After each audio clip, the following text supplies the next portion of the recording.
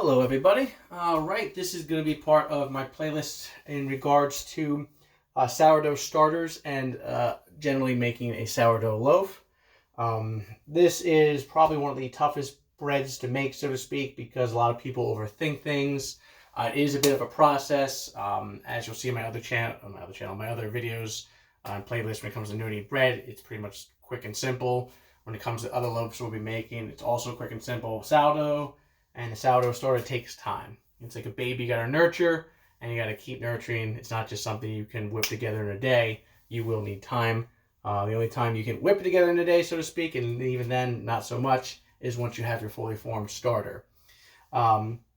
We are going to be making today an all-purpose starter.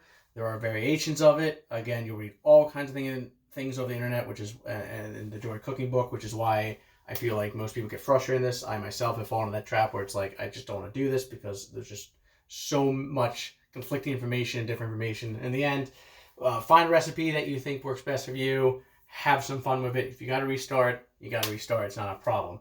I prefer the all-purpose flour starter with occasionally feeding with whole wheat versus the full whole wheat. You can make pretty much a mostly whole wheat starter. Right now I do have one in the fridge. This one is about, I'm going to say at this point, 3 weeks old. I used it for 2 sourdough whole wheat loaves, and then I put it in the fridge and have been feeding it weekly. It's nice and ripe. I find that the whole wheat does tend to produce a vinegar smell versus the sourdough, which produces eventually a more authentic sourdough smell. So I'm going to put this back in the fridge. Don't want to leave this out for too long, especially since I am not using it right now. This is my baby. Have not yet named it. This is the first ever sourdough starter that I've made that actually has worked out. Not that I've made a whole lot of them, but a couple trial and errors. This is actually a culmination of two. The Joy Cooking book, the Holy Bible, as I like to refer to in some of my other videos, did mention once you mix the starter, leave it out and don't touch it for 7 straight days other than mixing it up and kind of pushing it down. Whereas the recipe we're going to be doing today will require a feeding from day 2 through 6, as it will be a 7-day process. This is a mix. I made one of the Joy Cooking that turned out okay, and one of the other recipe we're going to be doing today where I touched it versus feeding it on a daily basis. And it turned out pretty okay. This is actually the first time I ever made a sourdough where, even though, again, as I mentioned in the videos, it's not as, I'd say, fluffy or airy as I would like it, it turned out to be delicious. It looked great for the most part, especially the outside of the scoring, which I'll do a video on eventually. And it tasted like salad. It was fantastic. I made a bunch of variations of that. My friends and my fiance and I have been enjoying that. Yeah, so this is the bad boy. I fed it today. If you keep it out, you gotta feed it once you're past the 7 days on a daily basis, and keep it somewhere warm and nice. So I've been keeping this bad boy. I fed this earlier today. I may make the video later today of turning this into sourdough, but right now I like to keep things in the microwave or somewhere warm. That way it helps the yeast to grow. So this is where I mentioned in other videos, equal parts.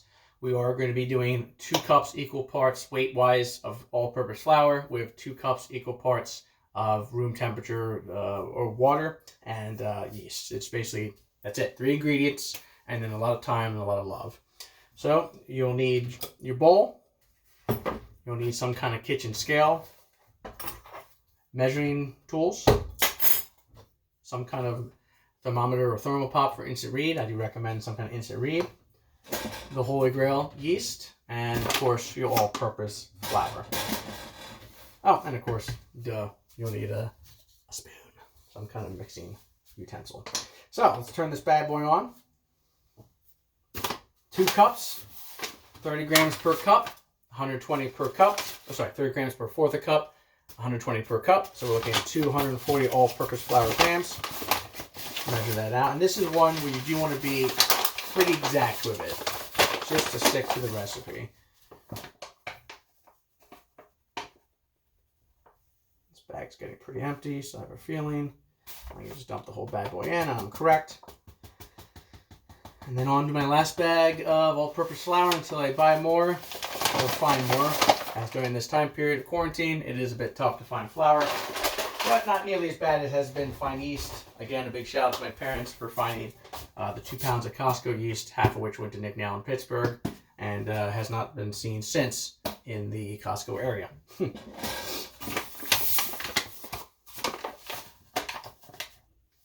And of course, per my usual, I went right overboard. Let's go ahead and put some of that back in.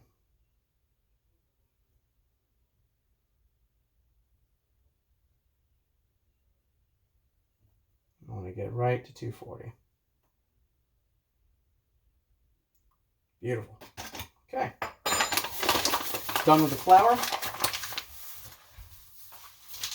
I like to mix the yeast in at this point versus waiting. Turn the scale off. And just to confirm, I was confused if it's 2 3/4 or 1/4 teaspoons. Let me just double check that. And we are looking at 2 1/4 teaspoon. Okay.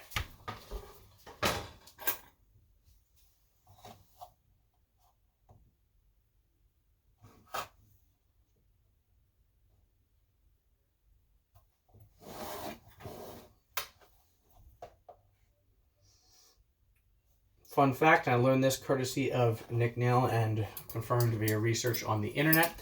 If you are having trouble finding yeast and you're not in any kind of a rush, you can use all sorts of techniques. The one he recommends that he's tried that's turned out pretty decent is wildflower honey, or just wild honey.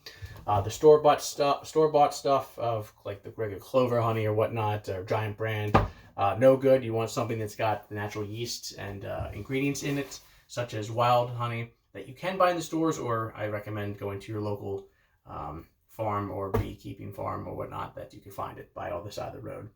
You mix that up with some flour and water.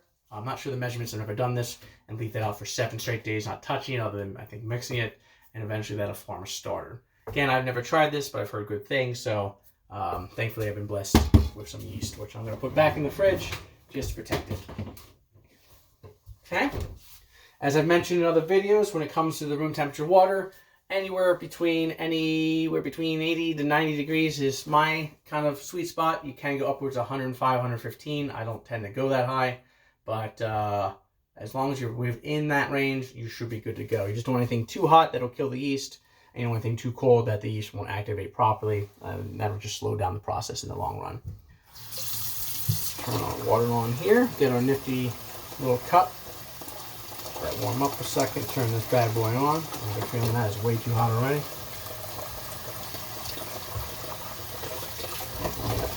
Adjustments, small adjustments.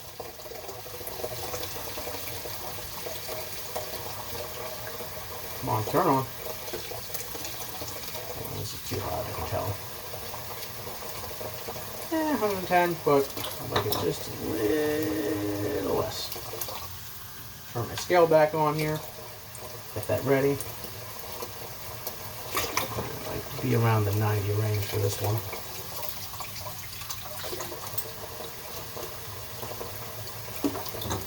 Pain in the ass.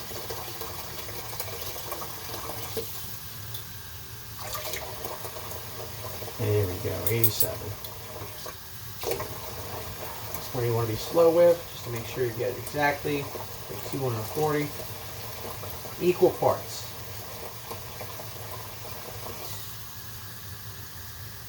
We're still good.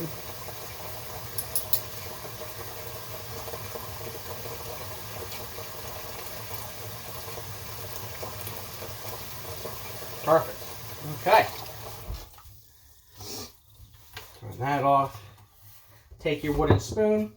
As I've mentioned in every other video, when it comes to the mixing, wooden spoon is key. They recommend wooden versus any kind of metal, which can affect the yeast growth. Again, I'm not sure full science of it. I've definitely used whisks and whatnot. I haven't noticed a big difference with the metal, but I always try and stick to the wooden spoon if I can. And we're just going to give that a nice stir and get that flour all incorporated and get that yeast mixed in.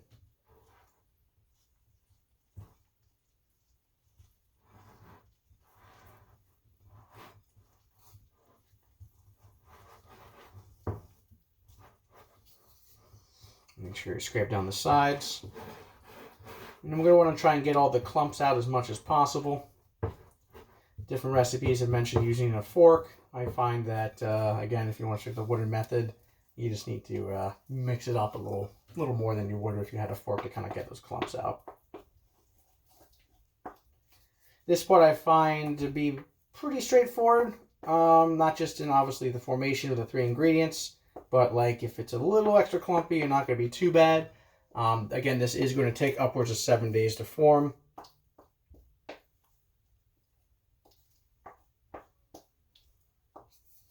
Right now you smell the normal flour and yeast mixing. Not even close to getting that delicious sourdough smell. That comes later. With patience and time. And like I said, a little TLC. Got to nurture your baby.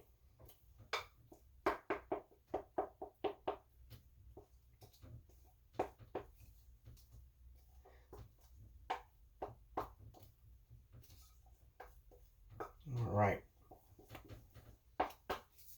Okay. Good. Nice and smooth for the most part.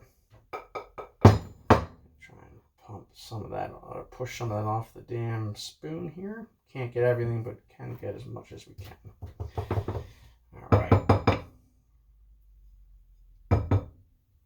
Bam. Okay. So what you're going to want to do after that is you're going to want to cover this, and you're going to want to leave this out in a room temperature or at least warm setting.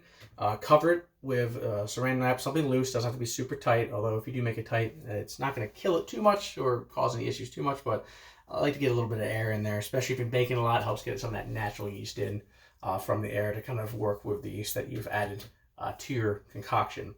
For day 1, obviously leave it out, don't touch. Day 2, we start to see some bubble formations, and day 3 is when we're going to do our first feeding. As I'll mention in the follow-up videos, you do want to make sure that the feeding is done at a regular time. It's not going to really hurt it, but that helps you to see the rise and the fall of the feedings and kind of see when your yeast is, your starter is ready to use, because once it's all bubbled and and it's risen up, then you can use it, which we'll be showing either later today in the next video, or of course just in general down the line. We'll get into the feeding sessions later, so keep an eye out for that one, and see how this goes. All right. Don't forget to like and subscribe.